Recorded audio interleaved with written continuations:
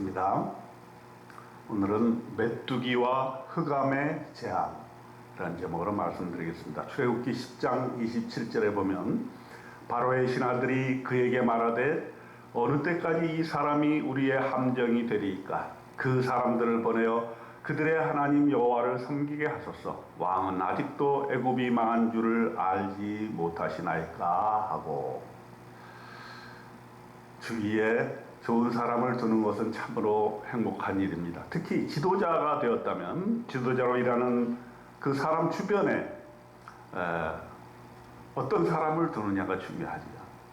그 지도자를 주변 사람이 망하게 할 수도 있고 또 흥하게 할 수도 있는 것입니다. 함께 일하는 사람이 충정으로 자신에게 이야기할 때 그것을 받아들일 수 있는 그런 지도자가 우리에게 필요한 것입니다. 바로의 경우는 바로가 억지를 부리고 하나님의 말씀을 청종하지 아니할 때에 이제는 바로의 신하들이 나서게 됩니다. 어떻게 보면 신하들이 이렇게 나서게 되면 죽을지도 모르고 눈밖에 날지도 모르는 것입니다. 그러나 메뚜기 재앙이 오게 되었을 때 신하들이 나서지 않을 수가 없었던 것이죠. 메뚜기가 온 땅을 덮었습니다.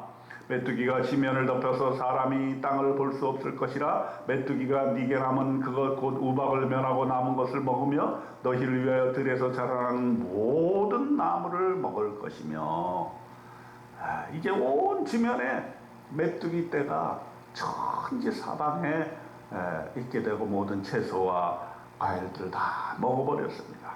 그러니 이제 신하들이 나서지 않을 수가 없었던 것입니다. 왕은 아직도 애굽이 망한 줄을 알지 못하시나이까? 신하들이 죽음을 각오하고 이야기를 한 것입니다. 이런 신하들이 있어야 바로 정치가 제대로 되면서 지도자를 바로 세울 수 있는 것이죠.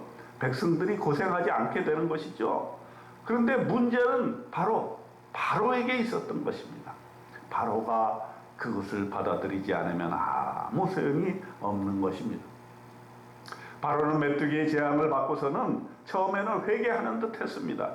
바로가 모세와 아론을 급히 불러 이르되 내가 너희의 하나님 여호와와 너희에게 죄를 지었으니 바라건대 이번만 나의 죄를 용서하고 너희의 하나님 여호와께 구하여 이 죽음만은 내게서 떠나게 하라. 용서를 빌었습니다. 회개하는 듯 했습니다. 그러나 그것이 오래가지 못했어요. 이것이 우리 인간들의 그런 모습이라 볼 수가 있습니다. 여호와께서 돌이켜 강한 서풍을 불게 하사 메뚜기를 홍해에 몰아넣으시니 애굽 온 땅에 메뚜기가 하나도 남지 아니라. 이제 숨쉴 만한 공간이 생기니까, 메뚜기의 재앙이 사라지니까 바로는 또 마음이 완악해졌던 것입니다. 하나님께 다시 또 순종하지 않았던 것입니다. 참으로 우리는 바로를 이해하기 힘들죠. 그러나 우리가 바로 이런 모습이 우리 안에 내재되어 있다는 사실을 이 시간에 깨달아 알아야 될 것입니다. 하나님께 대한 순종은 항상성이 있어야 되는 것입니다. 항상 순종해야지, 순종했다 안 했다 조금 나아지면 순종 안 하고 교만해지고 불순종하게 되면 하나님의 재앙이 다시 오게 될 것이라는 것을 저와 여러분은 깊이 명심해야 될 것입니다. 자, 이제 그래서 9번째 재앙, 흑암이 땅에 오게 됩니다. 모세가 하늘을 향하여 손을 내밀매 캄캄한 흑암이 3일 동안 온 애굽 땅에 있어서 그동안은 사람들이 서로 볼 수 없으며 자기 처소에서 일어나는 자가 없으되 온 이스라엘 자손들이 거주하는 곳에는 빛이 있었더라. 출애굽기 10장 22절로 23절에 나옵니다. 흑암이 온 지면에 덮이는 그런 재앙을 하나님께서 보내십니다. 이 재앙을 당하게 되니까 바로가 또 말을 듣는 듯 합니다. 그런데 일부만 듣는 것입니다. 듣는 것도 아니고 안 듣는 것도 아니고.